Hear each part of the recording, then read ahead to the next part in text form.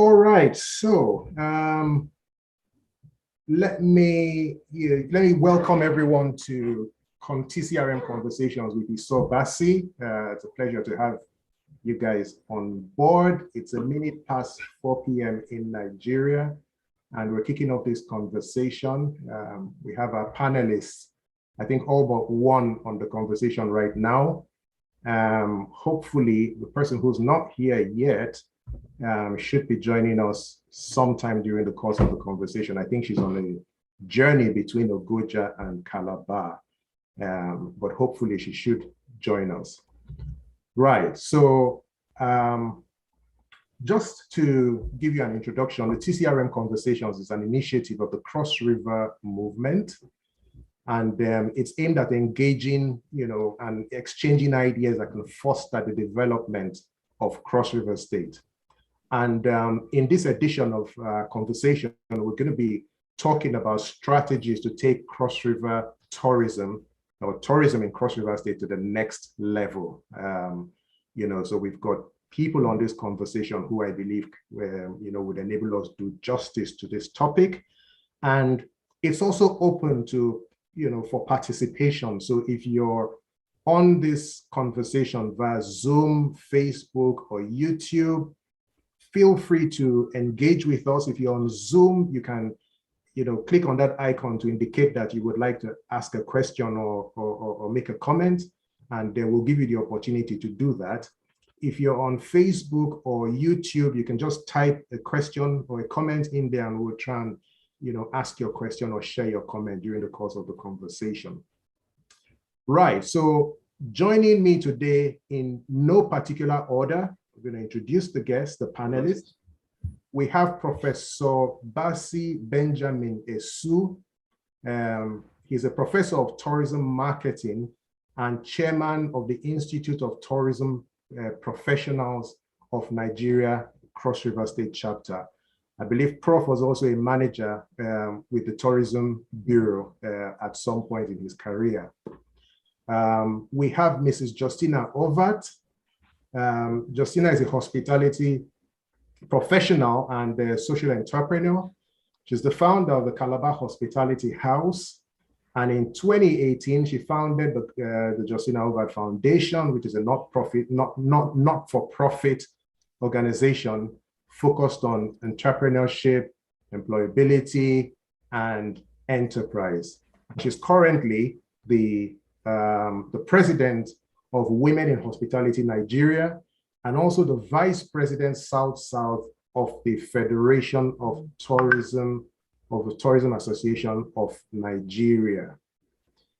Next, we have Geraldine Itoe. Geraldine, please, I hope I've got your surname right. Otherwise, you'll correct me. Is a seasoned tourism expert with over 10 years of professional experience. And she's the CEO of Novarosa Limited, a travel and destination management company. She holds a bachelor's degree in history and international studies. But her passion is tourism, and she's been into tourism, since 2008. She organizes, groups of tours, and she's a participant in the stakeholder and tourism industry in Cross River State. And the last but not the least, we have Mr. Utsu John Atsu, who is the Managing Director of the Cross River State Tourism Bureau. And Atsu holds an MSc in International Tourism and Hospitality Management, and he's been involved in various tourism and hospitality startups. And he led the World Bank GEMS project as the tourism and hospitality consultant. So I'm going to ask everyone to, just join me in welcoming these wonderful cross-riverians and experts in the tourism industry. Right, so let's quickly get into the conversation. Professor Iso, you're a professor in the field of tourism, and you were once, manager of the Tourism Bureau, like I said. Can you give us a brief history of the evolution of tourism in Cross River State? So you can go as far back as you want. Obviously, we know Cross River, Calabar was, the seat of government once upon a time. We know maybe it was, from the Donald Duke administration where we really began to take tourism, very seriously. Just as far back as you want to go, just give us a history. Just give us a bit of a history about how tourism has evolved in Cross River State. Thank you, Mr. Iso Bassey. Yeah, that's a good question. Cross River State has a competitive advantage in tourism resources. So about 5 decades ago, or just before the war,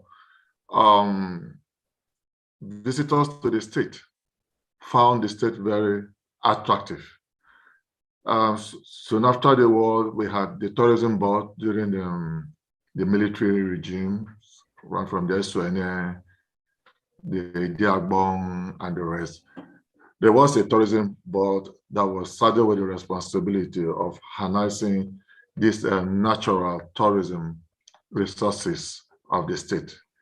It was a gift from God. The ranch had been there as a cattle rearing agricultural environment, beautiful scenic place, and that attracted different kinds of visitors. The Kwa Falls has been there, the Bukum Waterfalls have been there. Also, our culture, which has been unique, the African culture and the other cultures were also tourism potentials. But it was not until the era of Donald Duke who actually came up and recognized tourism as an economic development strategy and started the process of galvanizing these resources and then putting in place an economic structure that will drive the tourism enterprise in Cross River State. They do identify the nature-based tourism, identify Calabar as an event place, identify the potential of the cattle ranch, which was just a mere ranching, a farm.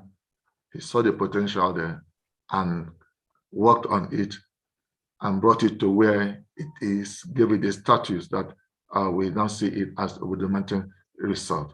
He did not stop there. The nature area, he also enhanced the nature-based tourism with facilities. We have the Boncho area in Boki, where you have the Dre Ranch, the Dre Monkeys. And then in the Calabar area, he now saw the cultural, the Efik people, the hospitality of the Efik environment. And then since there was a nuclear of event called was something in Calabar that usually bring in people at the end of the year at 11/11. It was a meeting point, melting point of cultural activities in Calabar. He then started the concept of the Christmas festival, then later metamorphosed into the Calabar Carnival. So I would say, we talk about the tourism in Cross River State, we will say Donald Duke is the father of Cross River State tourism. And we grew from there. After his regime, Senator Imoke came up trying to build on the tourism assets that Donald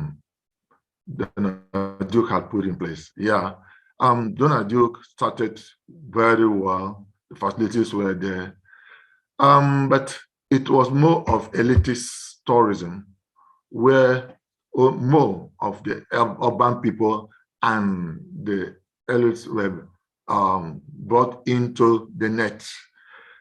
However, he tried to work on the communities, like the Budu Ranch communities. There was a program there to develop the capacity of the rural area to key into what was going on in the ranch. Professor Brett Cabret was in charge of that program. They were empowered to be able to serve as the support base of the tourism in the ranch area. The materials, the raw materials required by the ranch hotel, the community members serving as tour guides, and so that it was a kind of ecotourism system, so that the communities could be empowered, because of the fear that if they are not carried along, something may happen somewhere along the line that would bring a strong relationship between the management of the resort and the community. Yeah, that program came on board, but I don't think it's still there.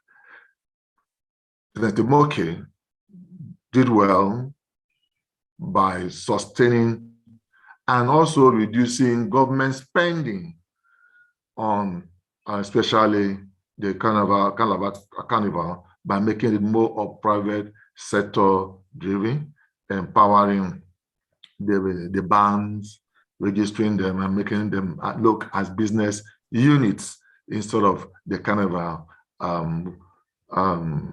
being existing as a government agency. Yeah, while the Carnival Commission was supposed to play a supervisory or a regulating role. If you look at the law establishing the Calabar Carnival, it's supposed to play a regulatory role, yeah, stimulating the industry, the carnival, building a carnival industry in Cross River State, and not being the main managers of the carnival enterprise in Cross River State. That was the drive, the direction of Senator Imoke. And then we are at the point we were the preferred destination in Cross River State. We had everything anybody could think about in tourism. We had conference centers.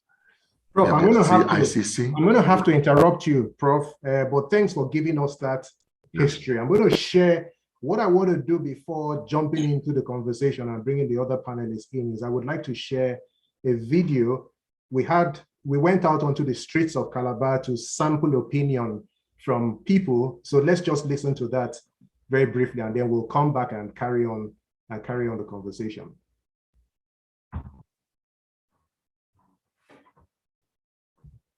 Just give me a moment to get that going.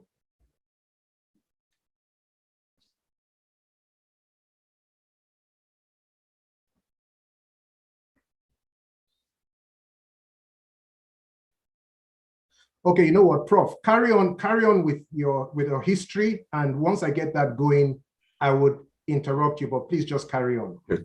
Yeah, thank you. That was the policy thrust of the Imoke administration. In 2015, a new government came. Yeah, the Ayede government started very well because inherited all the tourism assets of the state.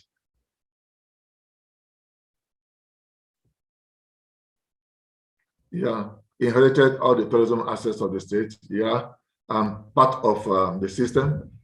Even at its inception, I was the chairman tourism board, and I'm still the chairman tourism board, tourism board. Yeah. But the funding actually, because tourism is not just private sector alone, government must provide the enabling environment for the industry to work.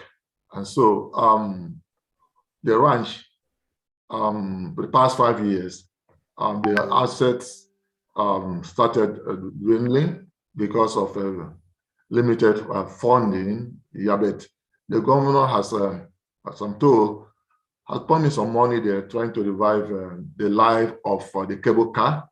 Yeah, but probably because of the Prof. Sorry, I think the video, managers. Are you guys able to see? Are you able to see the screen? Cross River State, the people's and the video playing? Yes, we can. Yeah, so let's just watch this and then we'll come back. Paradise has a comparative advantage in tourism. Welcome to TCRM Conversations with Iso Bassey, where we will take you through the development of tourism in Cross River State. But first, let's go into the street and hear what people have to say if Cross River State is still the ultimate tourism destination. I doubt. Tourism destination, it could become. We still have our sites. I think most of what we just need is refurbishing and getting those things that are similar out of shape back to shape. We still have our Bokin waterfall, just that the road is bad. So if we can walk on the road, it can be working. We still have our Aqua Falls. If we walk on it, there's still hope there. We still have our ranch. Our ranch is still open, although everything there seems dilapidated.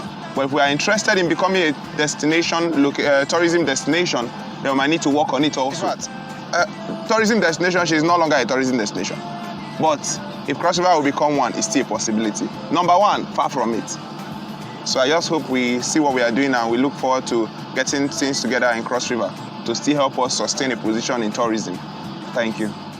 Yes, Cross River State is always going to be a tourism destination, no matter what happens, because of the natural endowments that God has endowed the state with. The tourism sites cannot be uprooted no matter the administration, but it depends on the administrator who will be able to harness the importance and bring out the value of the states. Cross River State is no longer a tourism destination state.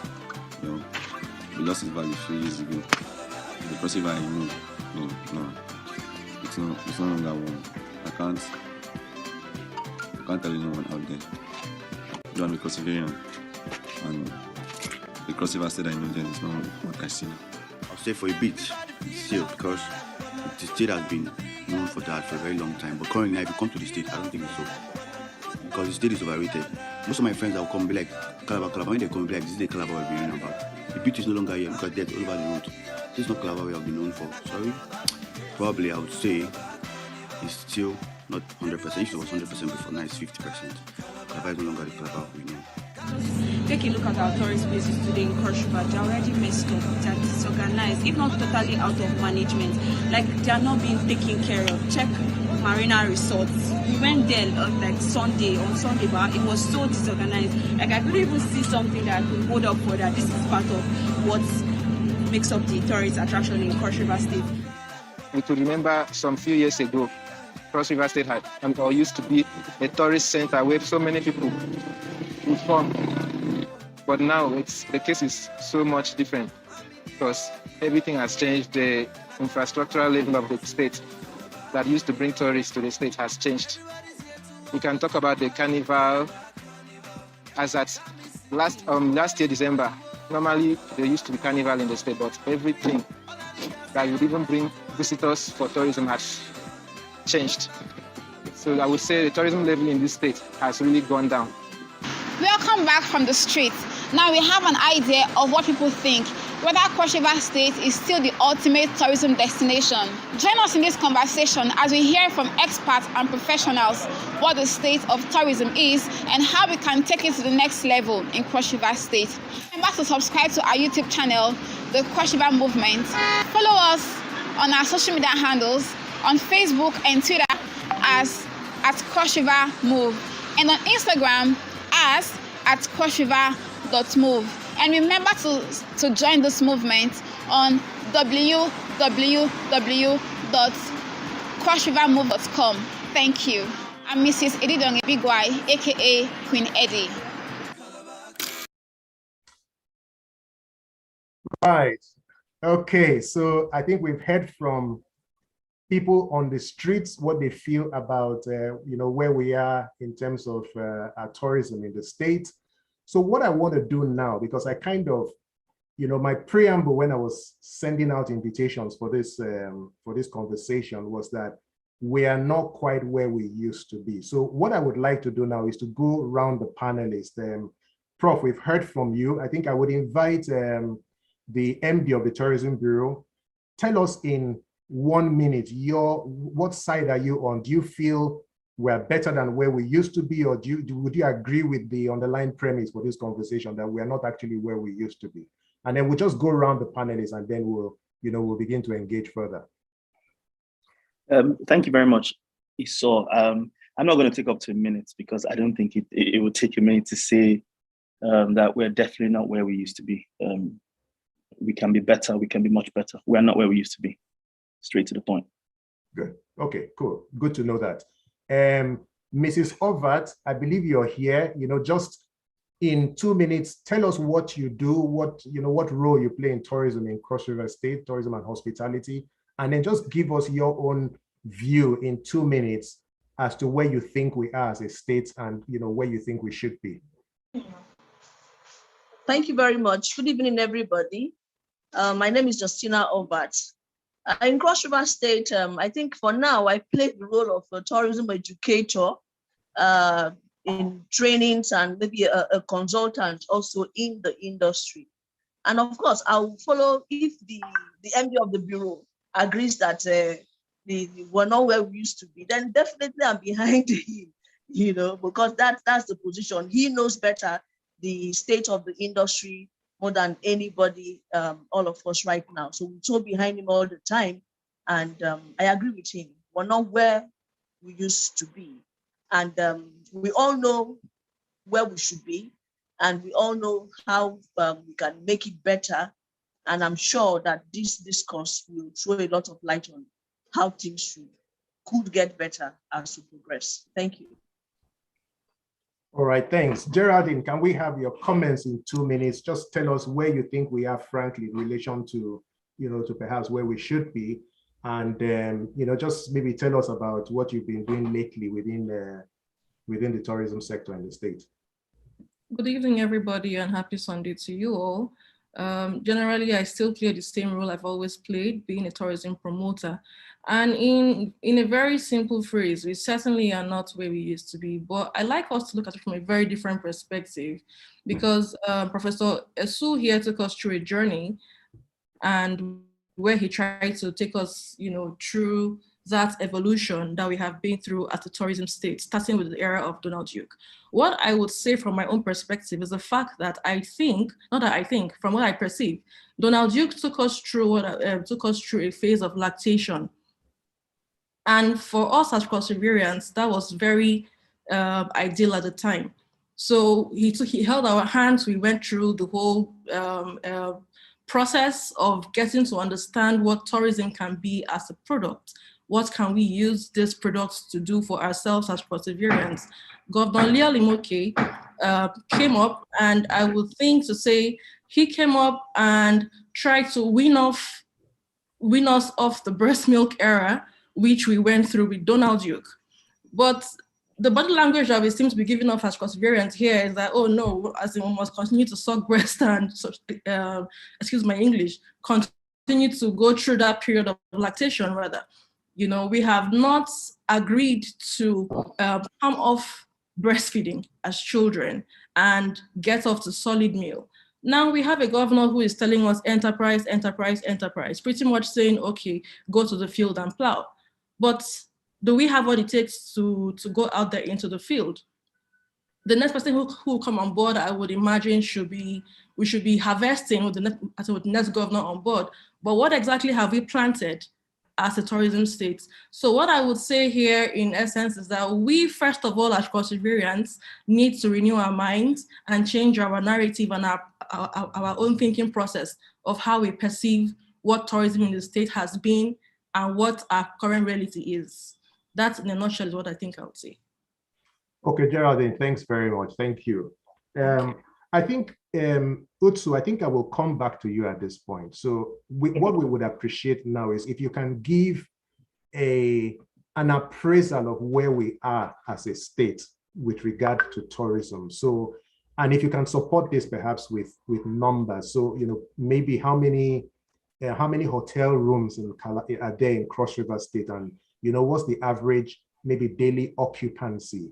How many people do we have? How many tourists do we have coming into the state? If you can just give us an idea, perhaps supporting it with numbers to kind of give us that baseline. Where exactly are we now? And we can then maybe begin to talk about how we can perhaps take things to the next level and what the next level is, for us.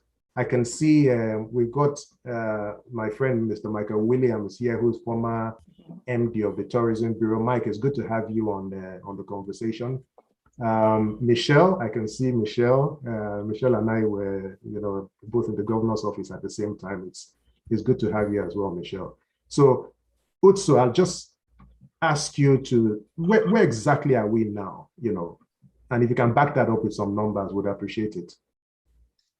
Iso, thank you very much. I will try to give you some numbers as a guide.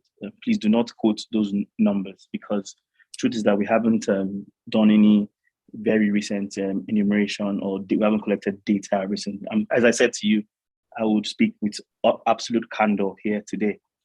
We've always had infrastructure, right? Cross River State has always had something like 6,000 to 7,000 hotel rooms, right? Those are still there. The infrastructure will still be there. But do we have 5,000 standard hotel rooms in Calabar right now? No, we don't. There's been a steady decline in the quality of the service that we provide in Cross River State. And this is a correlation to a decline in visitor occupancy in general. What happens in the long run is, as your visitor numbers keep going down, your standards keep going down, because all the hospitality operators who invested so much in that field no longer have the numbers to keep and maintain those standards. So that is the scenario we're in. Don't forget as well, there was a total decline in tourism and hospitality in 2020 because of the coronavirus pandemic. So that as much as we're struggling with numbers, that just literally wiped out whatever numbers we're struggling with all the way down to zero. And this is not Cross River State happening in isolation. This happened across Nigeria, across the world, and all of that. So in recent months, we're beginning to see a resurgence. People are wanting to travel again. Some of the numbers are beginning to go up. There's some hotels that I know personally that have been booked out in recent times, and that continues to grow. However, there is still a service deficit. The infrastructure in Cross River State needs work. But I like to when also you say infrastructure, what specifically are you talking about when you say infrastructure? You might agree that for us to say we're a tourism destination, there's at least 5 A's that we need to have. We need to have accessibility. We need to have amenities, attractions, accommodation, and activities. One of the first ones is accessibility. How about the roads? The roads haven't been so good coming into Cross River State. That's something that needs a lot of work. The hotel rooms, as I've said, need some investment. They need upgrades. That's also something to think about. And then things like attractions, activities, and the rest of them. But away from that, I'll quickly say, what this has done is it has presented us an opportunity of sorts. I'll take a little bit of what Geraldine has said before and say, I think that we had done a lot with events tourism in Cross River State in the past. If you also add a little bit of what Professor Iso said earlier, when he said it was almost as though our tourism was elitist. There's a little bit of sense in that, because we now need to move away into a destination that is for everybody. Whether you're a backpacker, you're a luxury traveler, you're a business traveler, you're a student, whatever you are. And I think that we have the resources in Cross River State to be #1 tourism destination in West Africa, especially if we focus on ecotourism and move a little bit, diversify this our tourism destination and focus a little bit more on ecotourism. It presents and provides opportunities that we have not even begun to tap. Okay, so thanks very much. Let me interrupt you there. We'll go into talking about strategies, and when we go into that, I would be asking the views of everyone on the panel, and I'd also be throwing it open. So if there's anyone who's on the conversation right now, you've got any thoughts that you would like to share about how you think we can take our tourism to the next level, just indicate. At some point, hopefully we'll be able to come to you. But also, let me draw your attention to a comment that came in on Zoom. It's from Benga Olabi. It says, "Thank you for your candid contributions. However, what I haven't heard is if there was a long-term development plan for tourism in Cross River State, and if the state is following this plan or has deviated or halted this plan." Also, I think it's best to direct this question at you because you're in government.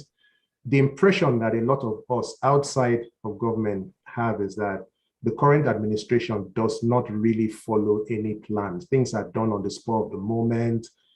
Things are very, it's almost like get a brainwave, take action. Was there a plan for the development of tourism in the state? And if there was a plan, are we following this plan? Yes, there was a tourism development plan that is in place in Cross River State. As I said, I think I don't know if I said this here, but every government has a right to policy trust. If the last administration focused a lot on tourism, if this one is not focusing entirely on tourism, it doesn't necessarily mean that the government is out of place. I am MD Tourism Bureau, and at the Bureau, we tend to do things according to the laid down procedures and guidelines. I don't know of us doing things on a whim and all of that. I can't speak to the larger part of government, but I can speak to what we do at the Bureau and how we do it. We've tried within the circumstances of our resources to always try to put our best foot forward with regards any of our tourism assets or developmental programs that we've been working on. So that's about that. Okay, so thanks very much. I'm going to go to Professor Atsu. So, Prof, this conversation is about strategies to take us to the next level. Now, the question is, where should we be? What should we see as the destination? Yeah. So my question to you would be, what is the potential? I know, when you're in the Bureau, I know the Bureau, perhaps did research, etc. What's the potential for tourism in Cross River State? To what extent can tourism impact on the GDP of the state? So, just give us an idea of where you think we should be aspiring to get to as a state with our tourism.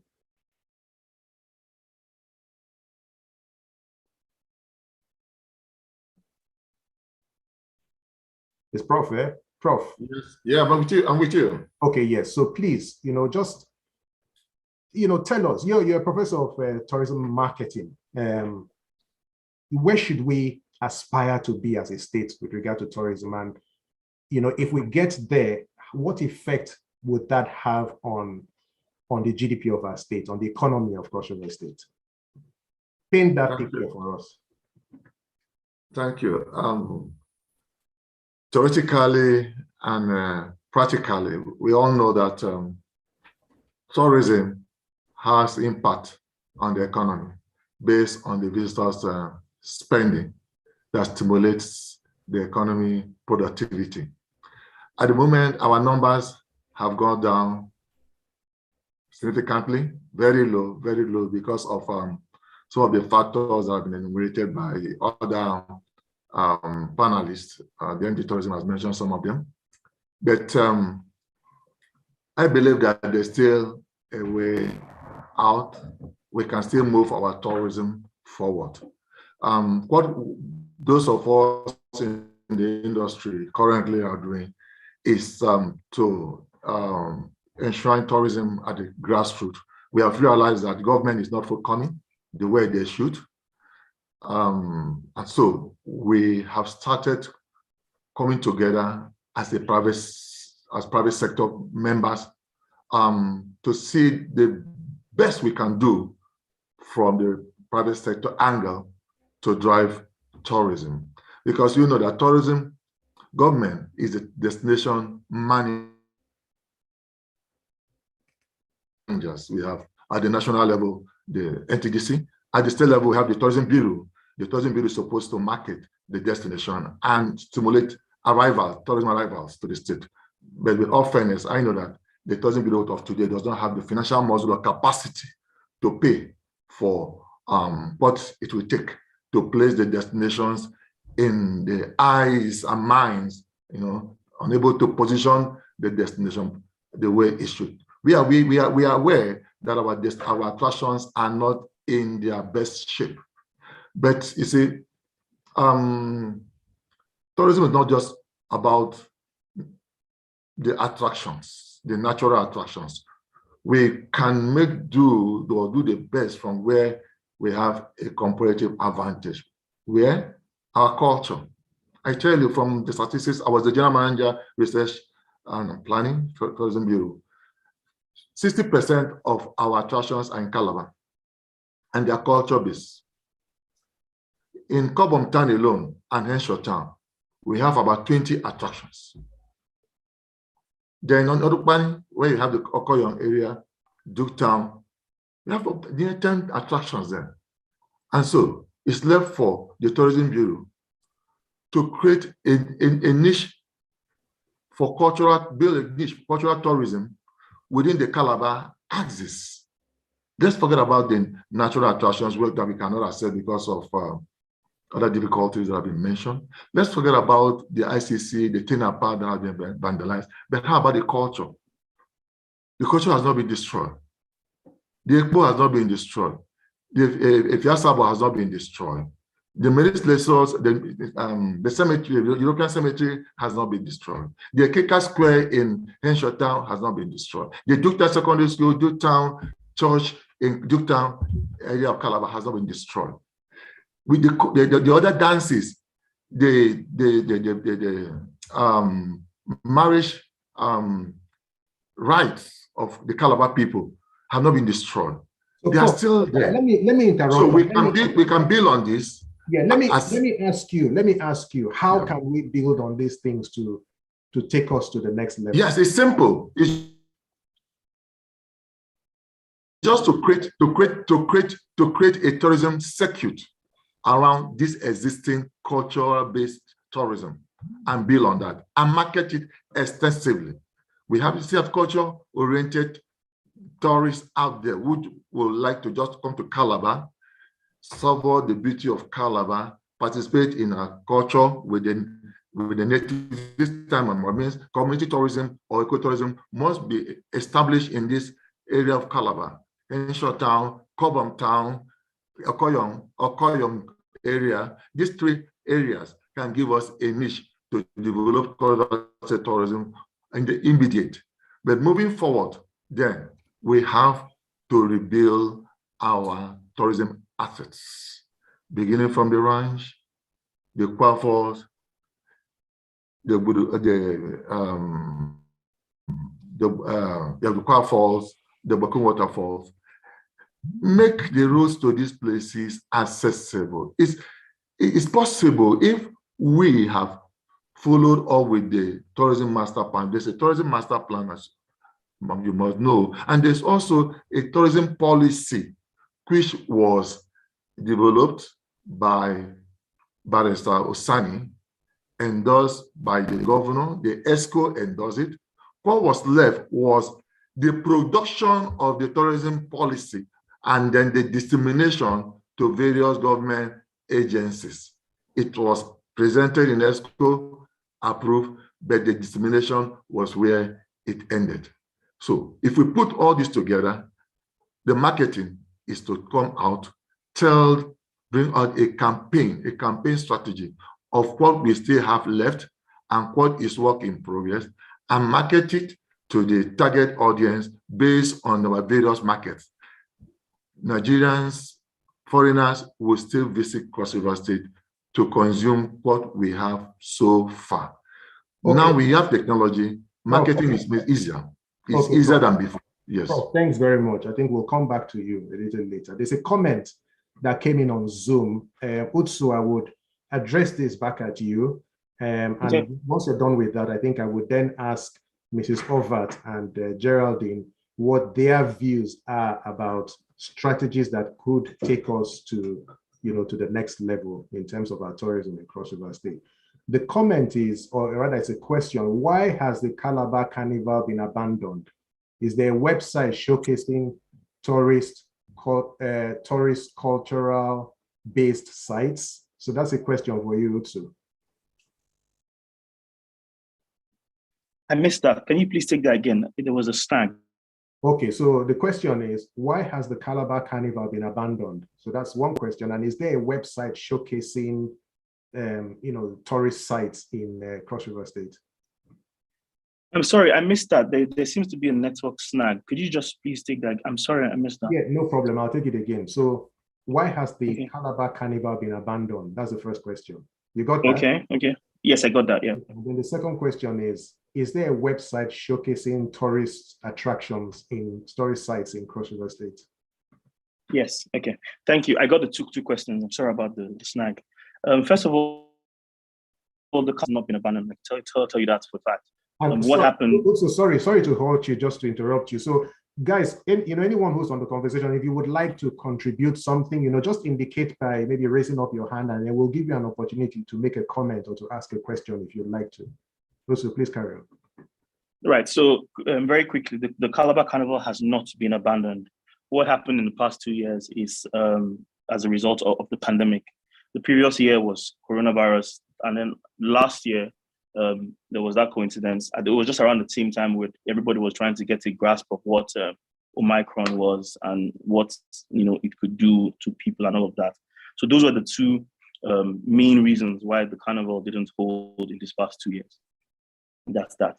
Now, the other question was about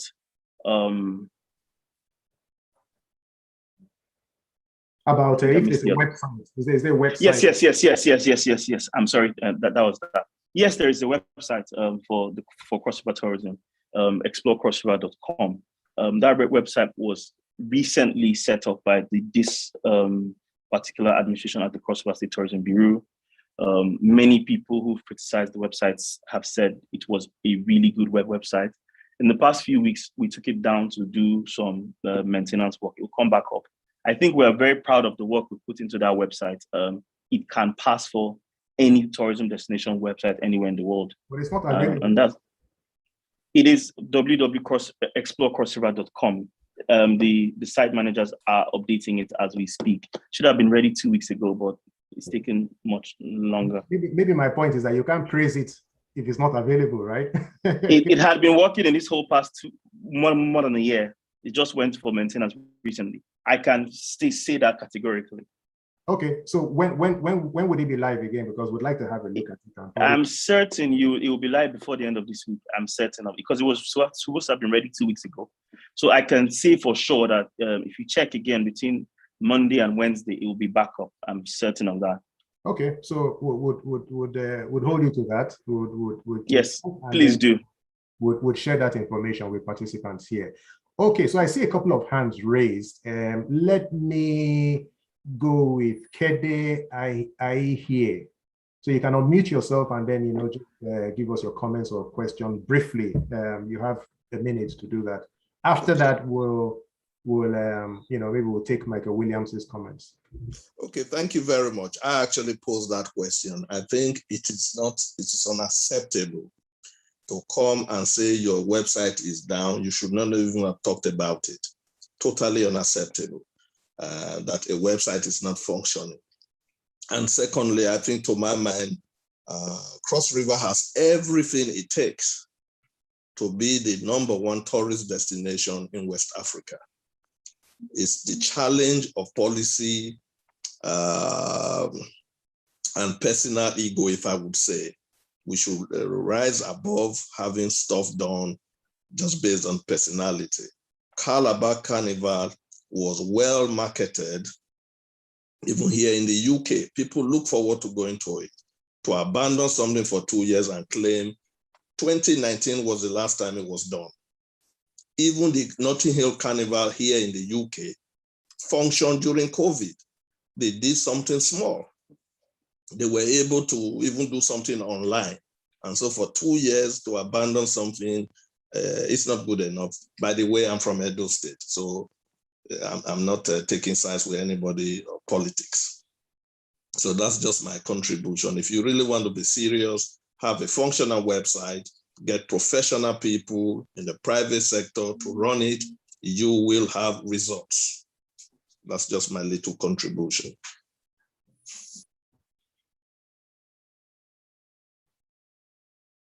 Thank you.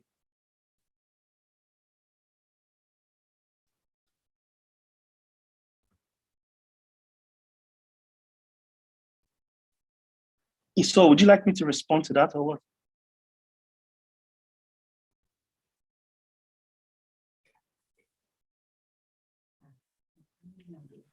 Iso, you're muted. Iso, you're muted. Oh, I apologize, and I was just going on and on. I was asking Mr. Ahi here whether he has visited Cross River State as a tourist, if he has, when he did, and maybe he can just tell us a little bit about his experience being from someone outside the state. Well, I have actually. I mean, it was a strange one in the sense that I didn't specifically go to Cross River. I was going to Akwa Ibom, and you can imagine there were no flights. I think it was the Dana Air crash. And then I kind of, from Uyo to Calabar wasn't really far actually. So I did a day's trip because, you hear about Mary Slessor, you hear about the beautiful Calabar was one of the cleanest cities in those days when we were growing up in Nigeria. And the airport was something that I took notice of. And by the way, that can even be a tourist attraction. It's the only female named airport that I know of, I'm aware of, in Nigeria. So that took my fancy when I saw Margaret Ekpo International Airport. It's a lady that I have followed in terms of her political activity. So again, that's something a positive. So I was taken back by that, and it really encouraged me to say, wow. And so yes, I did the little going on a day's trip to go through to these places. So there was really we're talking about 2014 anyway. Okay. So there wasn't any website or anything. So it was just from memory. The cabman takes me around, we ask questions, take photographs, and so yeah. So it wasn't a direct marketing per se. It was just coincident that I had to go to Calabar and find my way to Uyo. Okay. All right. Thanks very much. Thanks very much. Thanks for having me. And I think Mr. Ai here is the publisher of, I think, the Nigerian magazine in the UK, if I'm not mistaken. Yes, I am. Yeah. Okay. Yeah, it's a pleasure to have you on the conversation, sir. All right. So I see we have Mr. Michael Williams' hand up. Mike, if you can unmute yourself, make your comment. And Mike, being a former managing director of the Tourism Bureau, maybe you can give us your perspective and tell us what you think we need to do as a state to take our tourism to the next level. Thank you, Iso, and hi to everybody, and especially to a lot of my friends here, Mr. Atsu, Utbe, Michelle, my good friend John, who I'm glad finally succeeded me instead of maybe what had been happening before. Because you do need some serious people, especially from the private sector involved in tourism. And I just wonder if everybody here really is kind of dancing around some of the real issues that we have a little bit. And One is just two things I would say. One is that you can't have state tourism, and this is a struggle we had, and Mr. Atsu knows this very, very well. We struggle continuously with in this vacuum created by the federal government. So you're trying to build Calabar, you're trying to make something of Voodoo Mountain Resort, but you can't get the federal government to fix the road in between. You can't get them to support you with the flights you're trying to do or anything like that. I recently had to contribute to an exercise. There's a Nigerian Economic Summit group that I'm a part of, and there's a panel on tourism. And before I joined, I asked them, are you guys actually serious about doing anything? I'm suspicious of anything federal. And they said, no, they assured me that, of course. And I said, well, you know, I'm always willing to contribute. And so they asked me to review the Nigerian Tourism Master Plan and try to figure out where Nigeria should be going from here with its tourism. So just a show of hands so people I can see your video. How many of you have read the Nigerian Tourism Master Plan? So, Iso, John? Yeah. Michelle? Yeah. Right. So if you read it, the first fascinating thing about it is that it's from somewhere around 2006. That's the first thing. So we're talking about over 15 years ago. The second remarkable thing about that document for a national tourism master plan is that everything that is complained about in that master plan is exactly the same today or worse. And then everything that was supposed to be done, I can think of probably one thing that's been done in 15 years. So if you have a national picture like that and you have a national tourism master plan, and naturally Cross River was part of that master plan. It was supposed to be the lead state and Calabar was supposed to be the lead city in a cluster in the region. And literally nothing has been achieved from that master plan of 15, 16 years ago. So while we're talking about Cross River and what it needs to do and what it needs to improve, how does Cross River do that? You know, one of the poorest states in the Federation with no support from the center, how does it do whatever it needs to do against a complete failure in the tourism sector by the federal government and all the federal agencies around it? You're actually in a situation now where there's no Ministry of Tourism. Is there any serious tourism country that doesn't have a Minister of Tourism and a ministry? Is there a National Tourism Board? So where do you begin from? Because the state would want to be carving out its slice, its niche of the greater tourism picture, which is supported. And, you know, John was talking about infrastructure, but, you know, to be fair, I mean, he wasn't really talking about the infrastructure that's needed to support tourism. You know, it is a bit of tourism, you know, infrastructure. But if you don't have the roads, if you don't have the flights, if you don't have the proper airports, there is no tourism infrastructure. Mike, let me hold on. And what's interesting is that if you don't have a national marketing effort, and again, Bassey knows this. I think John knows a little bit of this, probably today as well. We as Cross River, we did international shows. We went to World Travel Markets. We went down to Cape Town. And we went to these shows, and we're next to the Nigeria stand. And the Cross River brochures could stand up with anyone anywhere in the world. And then you're next to Nigeria, and it's embarrassing to see what they're handing out.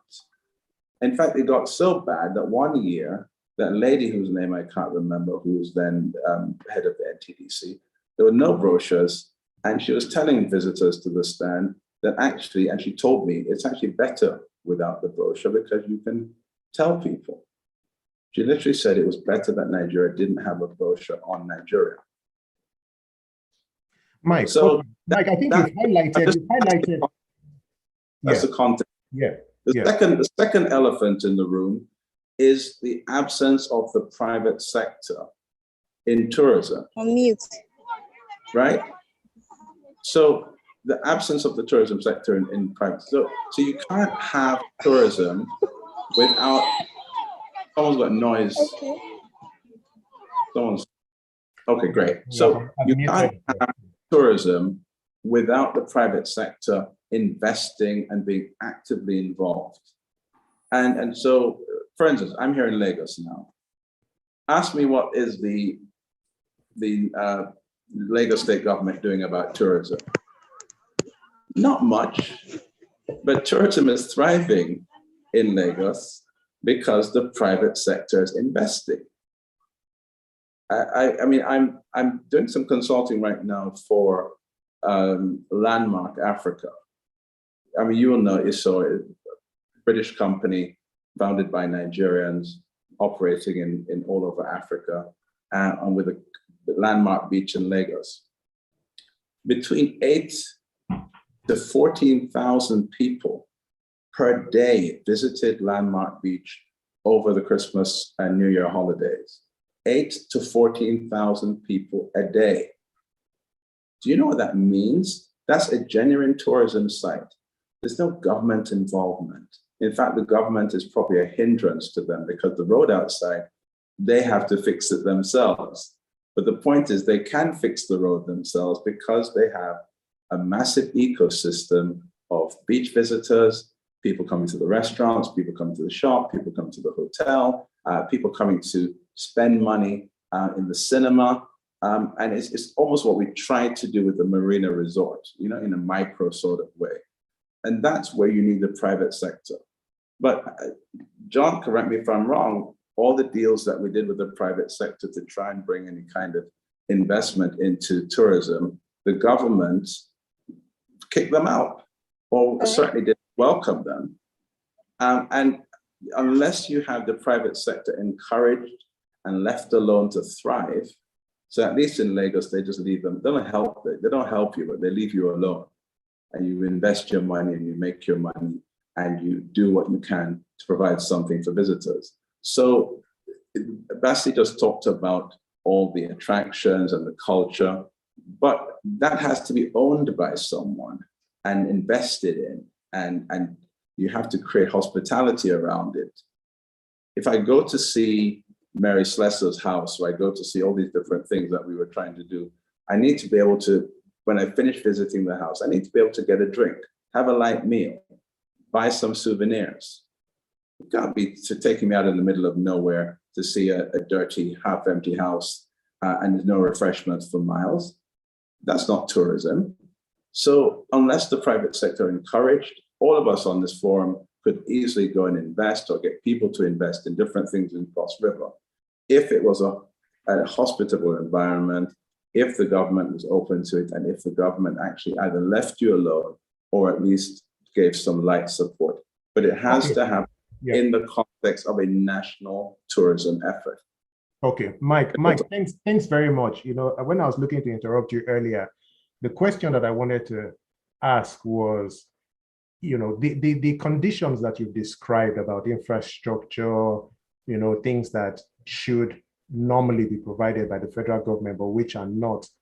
You know, my view is that those conditions have existed almost forever in Nigeria, right? And so the question would be, how did we overcome those things to make Cross River State the #1 destination in Nigeria? I remember visiting the Ranch Resort sometime maybe about 2008. The road was very bad. The road was very bad, but you know, the resort was attracting people to it. So for us, because as you know, as Cross Riverians, I guess we could sit down and say, oh, well, the federal government, there's no road between Calabar and the resort. The road to Kwa Falls is terrible. But there were things that we did, you know, maybe it was, you know, being ingenious, looking at the little things that we could do as a state to make ourselves competitive. And I think it worked. So the question is, what are we failing at right now? Because we went to people on the streets, and the general consensus is Cross River State is no longer the preferred tourism destination in. Well, the issue. Let's be frank about this. And when I was there, I always felt a little bit like a fraud whenever I was out and about, and people said, "Oh, Cross River, you guys are doing amazing things." We tried so hard, all of us tried so hard. Donald Duke, his administration, us with Imoke, we tried so hard. But in the end, if we're honest with ourselves, we were the one-eyed man in the land of the blind, right? So how did we do so well? Because nobody else was doing anything. Okay, Mike, thanks. Thanks, Mike. I have other hands raised up, so let me go. Geraldine, would like to hear from you. Your hand is raised up, and you're a panelist here. You're a participant in the, in the private sector. And the point, Mike made a very good point, which is, in Lagos, it's the private sector that's driving tourism, right? Regardless of, what the state is doing. So what is your experience as someone who's into tourism in the state? Is the government enabling, or is the government a hindrance, or is the government just a total totally not participating at all? Okay, so sorry, first of all, my hand was raised up in error. That's why I lowered it immediately, but I'll go ahead to comment. Yeah. All right, so we're having a pretty exciting conversation, and I seem to see things from a certain point of view. So first of all, when Atsu was speaking, he spoke about visitor occupancy, which I would say translates to footfall and foot traffic. What are the things that drive foot traffic in Cross River State? In simple terms, I would just say incentives. Now, bringing it back to my own personal experience, between 2009 through 2014, I planned at least 100 conferences in Tinapa, and I'm being modest with that. And that ranged from 100 people to 10,000 people. One may wonder if we even have what it takes to host this number of people in Cross River State. Yes, we do. Now, all of this happened in Tinapa. I'm talking just Tinapa alone, not even referring to Calabar, the city, and otherwise. So Tinapa has what it has, but I see that we seem to take pride in marketing our weaknesses as opposed to what we currently have. Mr. Iso spoke about NSAS. Oh, NSAS did this, NSAS. Yes, we are sad about what NSAS did and all of that, but Tinapa still has what it has. Tinapa still has one of the best ambience in Nigeria when it comes to resorts and all of that, when you look at it and everything. Even though it is dead, nothing is happening there, but that ambience is still there when you visit. Tinapa alone can seat 4,000 cars conveniently in the resorts. But we seem to focus on all NSAS has happened, and so life is dead in Tinapa. Why can't we convert Tinapa into a carnival city, for example? I'm talking about carnival. I'm trying to not jump my point. Let me stay with Tinapa first of all as a venue. Tinapa is a place that I feel, in my opinion, can host the carnival. We do this carnival right now. Right now, Carnival Calabar was developed as a once-a-year product in Cross River State. How about we think about moving away from this narrative? You understand? When Michael Williams was in office back in the years of Leah Imoke, they tried to make Cross River State as a whole a year-round destination. What are we doing to ensure that carnival is not all we're projecting? They had products like the Jazz Festival, Calabar Jazz Festival, that brought in lots of foot traffic into the state, and everybody was happy. Within the times when we host conference in Tinapa, everybody in Calabar is smiling to the bank, one way or the other. From the woman that sells fish in Calabar Fish Market to the woman that sells roasted fish by Ecorinium Junction and the likes, the person who rides his taxi and taking tourists, there's that ripple effect in the economy that makes government smile to the bank as well, as regards IGR. Now, what happened? How did they get it right? The government of the day at the time did understand the language of incentives. He gave, big associations, corporates and the likes, incentives that drew them into Cross River State.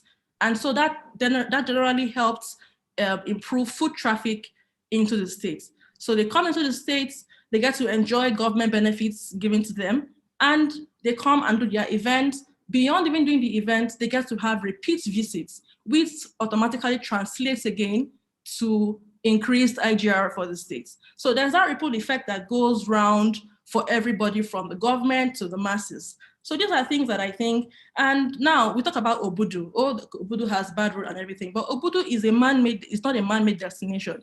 It's a natural wonder. While we may say Obudu doesn't have this, doesn't have that, cable car isn't working, where in Nigeria can you touch the clouds? Literally. There's nowhere else that I'm aware of in Nigeria where you can go and you enjoy what we have in Obudu. Where in Nigeria can you go? And I mean, when you go to Obudu, it's like you're not even in Nigeria at all. So Obudu has its natural wonders that we are not exactly enhancing. I think what needs to happen here is that we need to really like change our narrative. It starts from there. Change the narratives, but at the same time, we need to also improve systems and structure. Because without this, then we will all just be going around in circles like we've been doing in the past. Has government done work to make this happen? Well, I wouldn't know. I'm not in government, so I can't really speak confidently or comfortable on that. No, but you're in the industry, so you should have an opinion on that.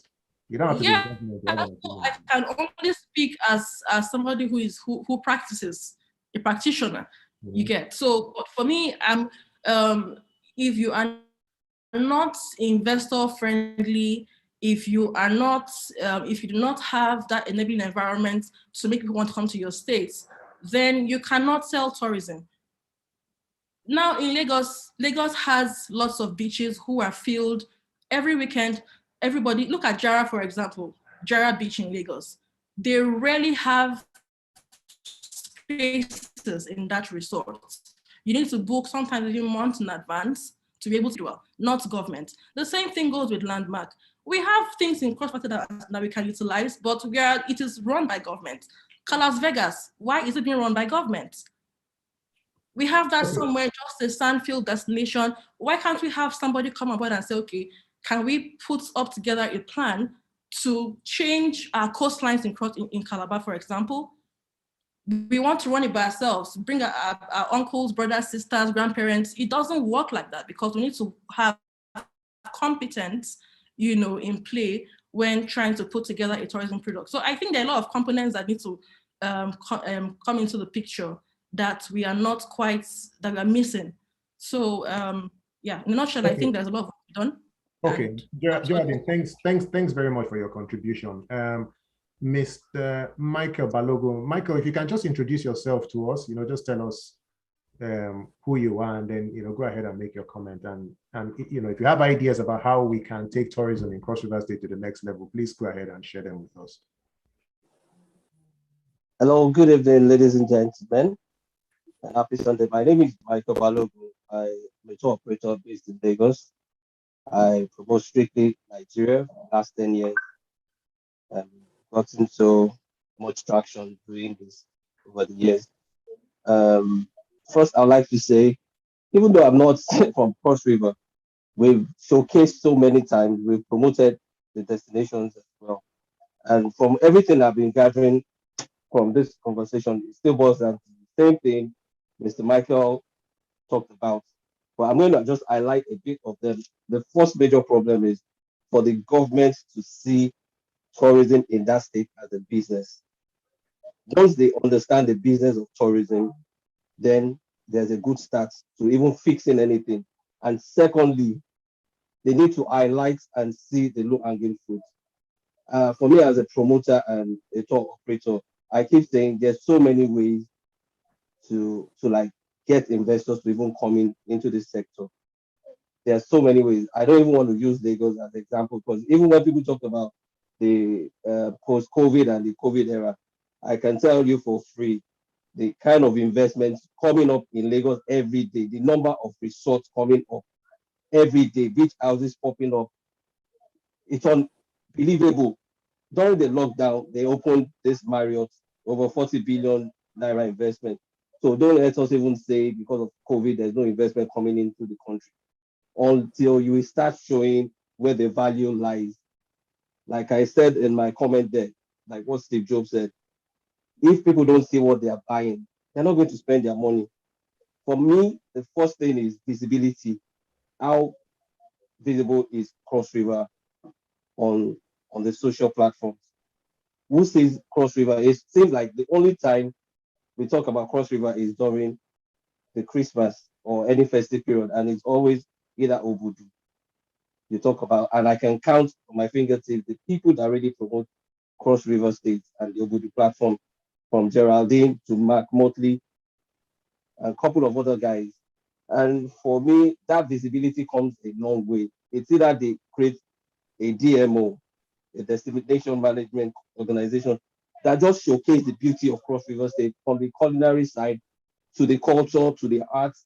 And most times when we talk about this Mary Slezor, the amalgamation house in Uyo, it extends to Cross River State. Nobody talks about it. It seems like the whole thing is just in Uyo there. But Cross River State too has a lot of all these slave stories. But who gets to hear it? You go on Instagram, you hardly see anything about Cross River.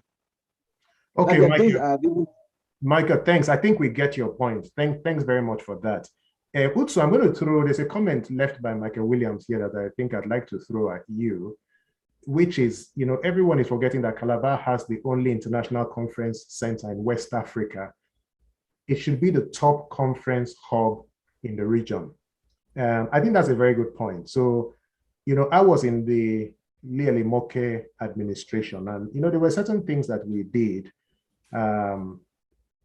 in attracting events to Cross River State. And we didn't have the ICC then, because obviously the ICC came at the end of Governor Moke's administration. But I think for about 2 or 3 years consistently, we had the Institute of Software Professionals of Nigeria hold their conferences there with a little bit of government support, but not much. There was a lot of private sector participation in that. I believe we had, medical doctors coming in. We had, at some point, maybe an MBA conference.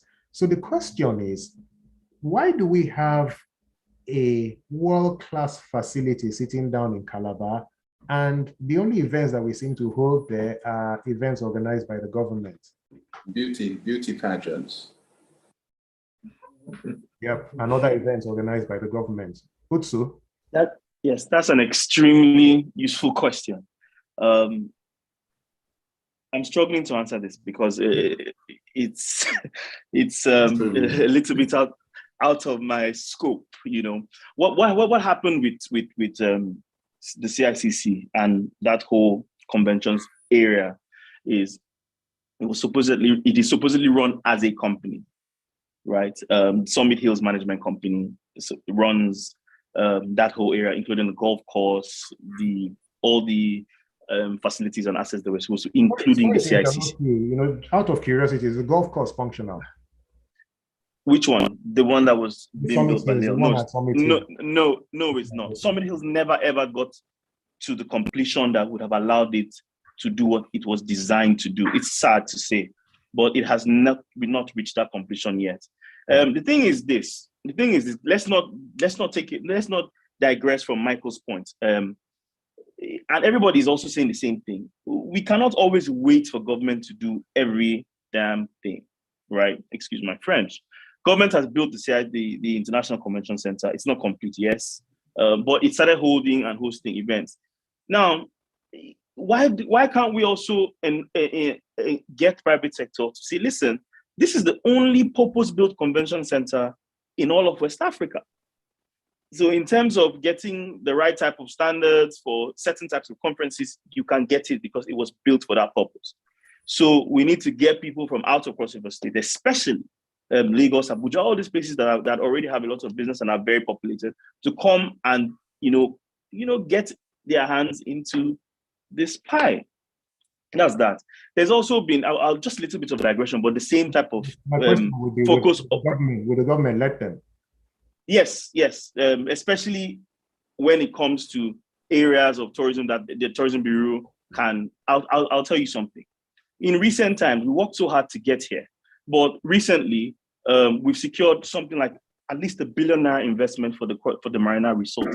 This was done in the past 2 weeks, finalized also in the past 2 weeks, the preliminary stages with the guys from Jabi Boat Club in Abuja, right?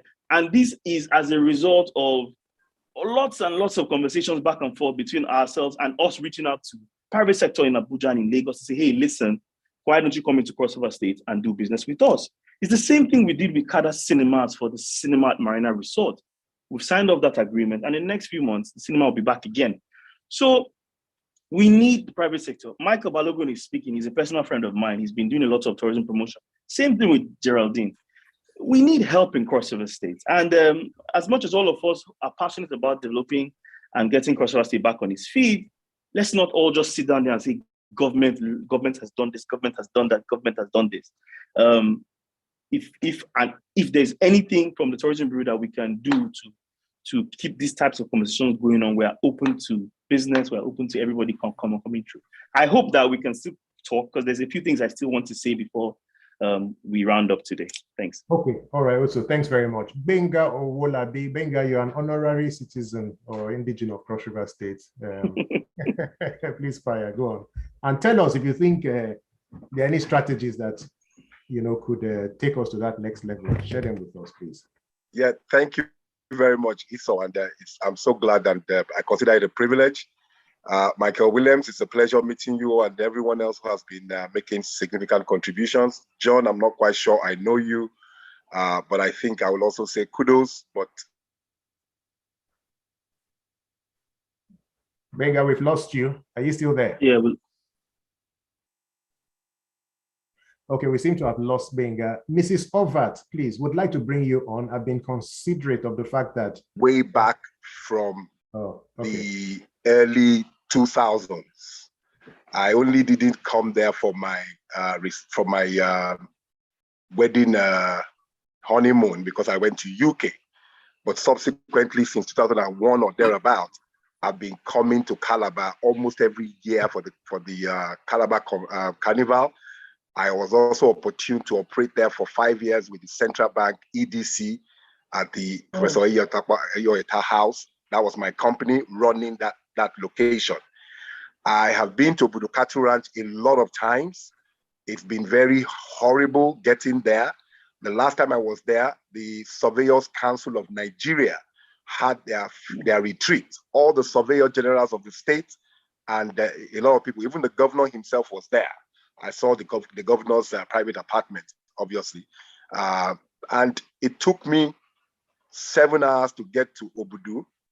I did a 1 hour presentation to the SOCOM the following day, and I drove back 7 hours, 14 grueling hours, spent a whole day because of the flight, stayed in a hotel, and then had to come back to Lagos. I spent 3 days for a 1 hour engagement at the ranch. Now, I did that as a sacrifice, and even at that same point, my good friend was appointed SA to the Obudu Ranch. That's Francis Ekpo. Now, but let me say this. It was at this trip, having had this horrifying experience, I said, why to get to Obudu, why must it be this challenging? And then one of the drivers taking me said, well, in actual fact, I think it was even Francis, he said from Enugu to Obudu is about 4 hours. I said, you must be joking. He said, no, it's just about 4 hours. I said, are you serious? I said, I've never heard that before, right? And I was wondering to myself, why would someone make me go to Calabar and then drive 7 hours on such a bad road? Okay. I think that Cross River needs to look beyond the immediate state. You have to begin to collaborate. You have to find what are the easier routes to get people to experience Cross River. I've been posting a lot to every one of us. What is even that experience that I'm getting if I say I come to Cross River? How defined is it?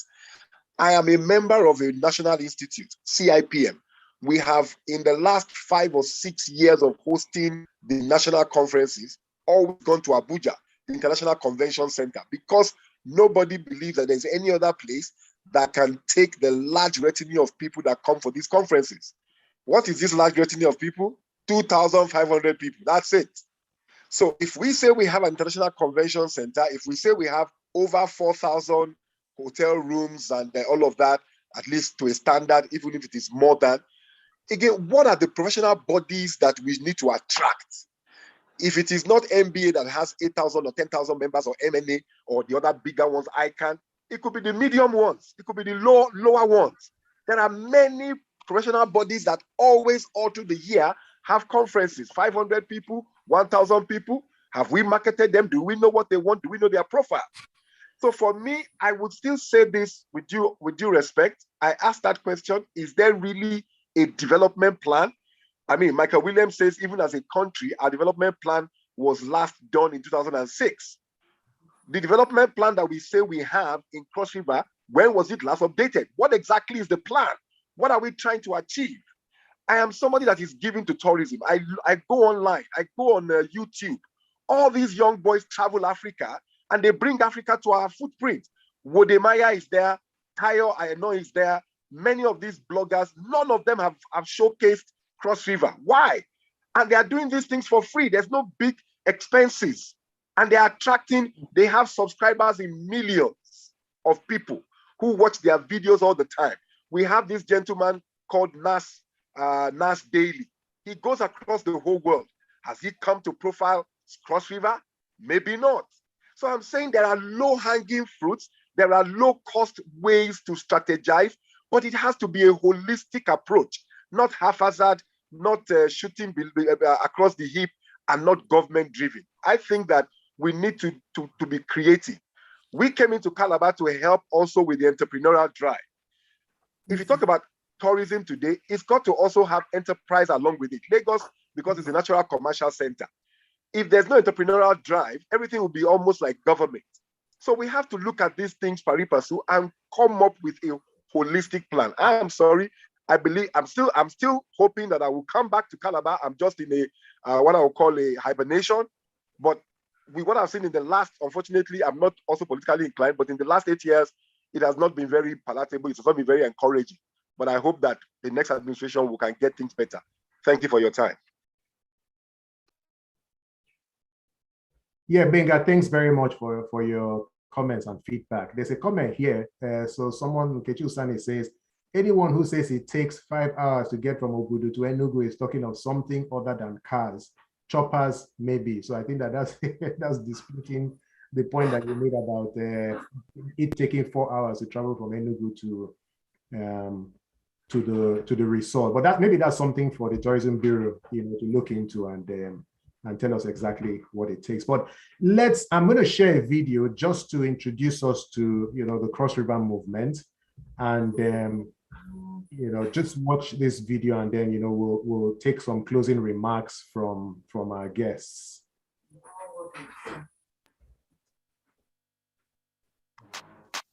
Hey, are you a Cross Riverian or a lover of Cross River State? Have you wondered how you can get involved in creating the Cross River State of your dreams? You are invited to join the Cross River Movement, a non-partisan, not-for-profit movement of Cross Riverians and lovers of Cross River State worldwide. Let's all come together to create the Cross River State of our dreams. Visit www.crossrivermove.com to sign up. Together we can.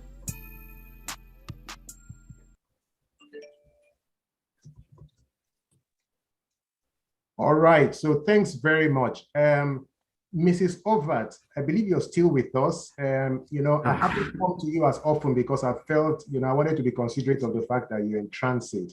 But I would like to start with you, to just give your remarks, which, would be your last remarks about what you think it will take to get our tourism to where it should be.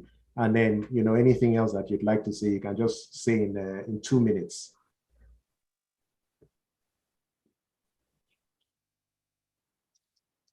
Okay, thank you very much. I hope everyone can hear me.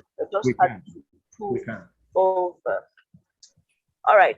I think from what everybody has said, some members of the panel and also guests that we have here, The primary thing is that we have to make Cross River State attractive to investment or investors, because the government cannot do it alone, or should not even be allowed to do it alone, because you know how government operates. It may not work as nicely, or as effectively as we want it to be.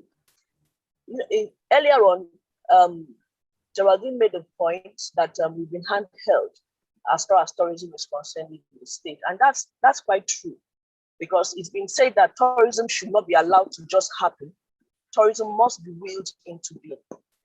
And the break we've had in this administration for tourism not functioning, I think it's a good thing. At this point, we need to sit down and decide what direction we want tourism in the state to go.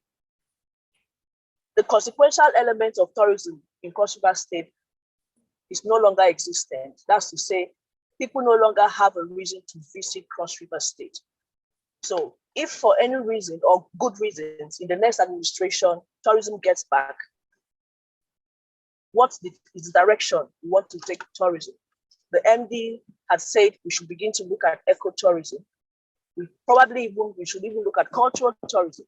We should market our destinations better, and any other form of tourism that we want to take, and bring back the tour sites in the state, make people begin to invest or come back, to visit. Because I truly believe that if the ones that we have, we don't even need to go and invent new things, just get everything else functioning.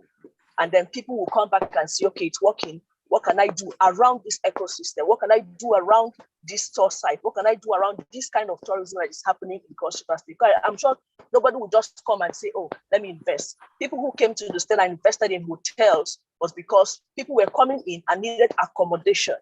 People needed where to stay.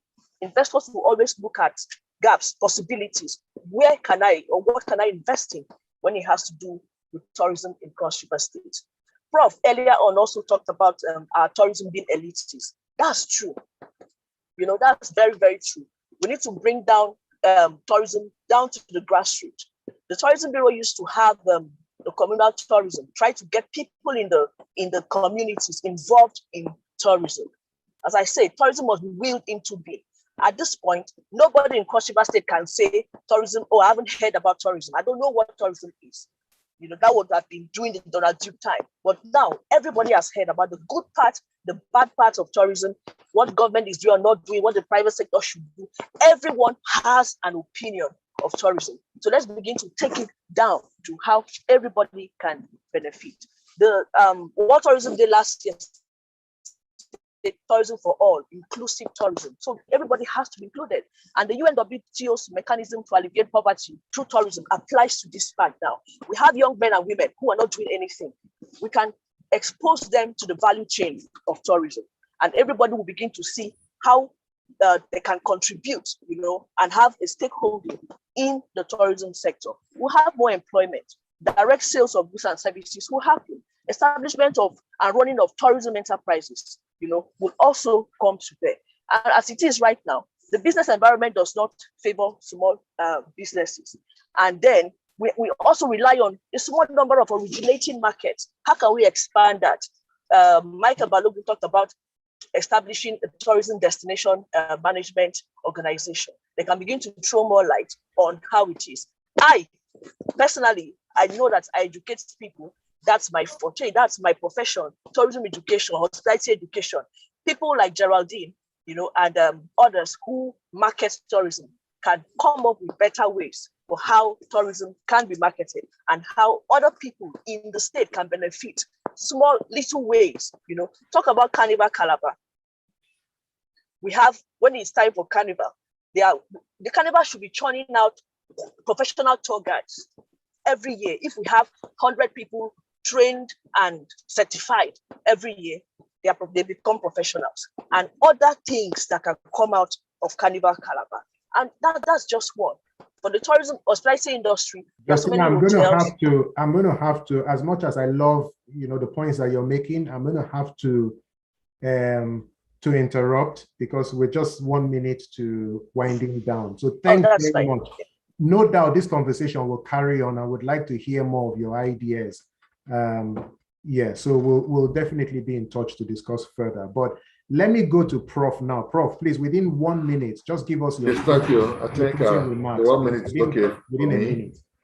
Thank you. Yeah, we have said so much so far. They say all these things are wishes until the Tourism Bureau is able to come out with a strategic document, either strategic management or strategic marketing document that will spell out the role of government, the role of private sector, that will now also bring out the marketing elements,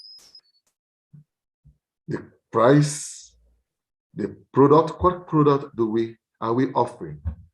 In tourism, we're talking about experiences. There's the product or the services. What experiences are we going to offer? We cannot wait until the next government.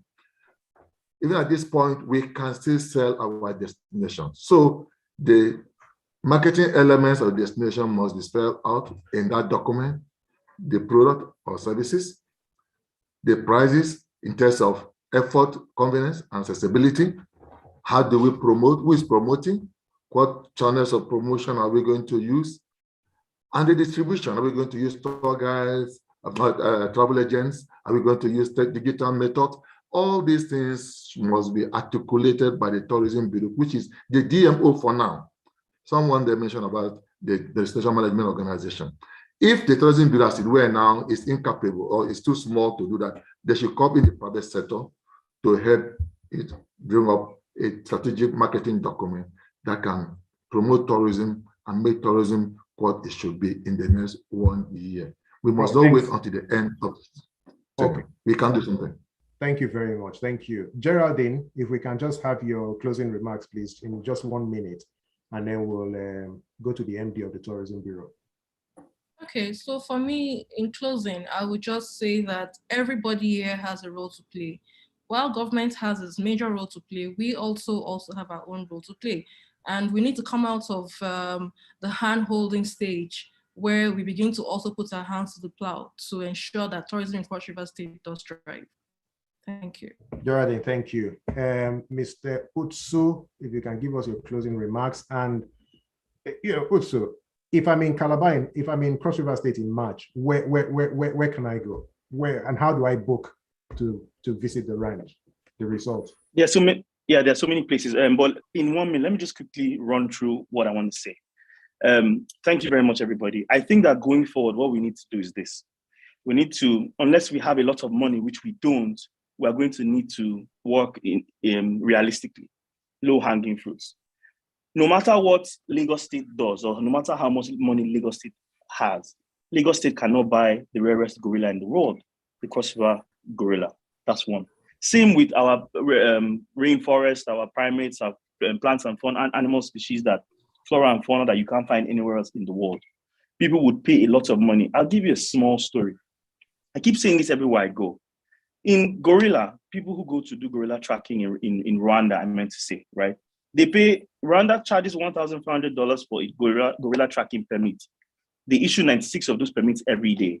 They make $4.5 million just from that alone. And this is away from accommodation, feeding, transport, and all the other related services.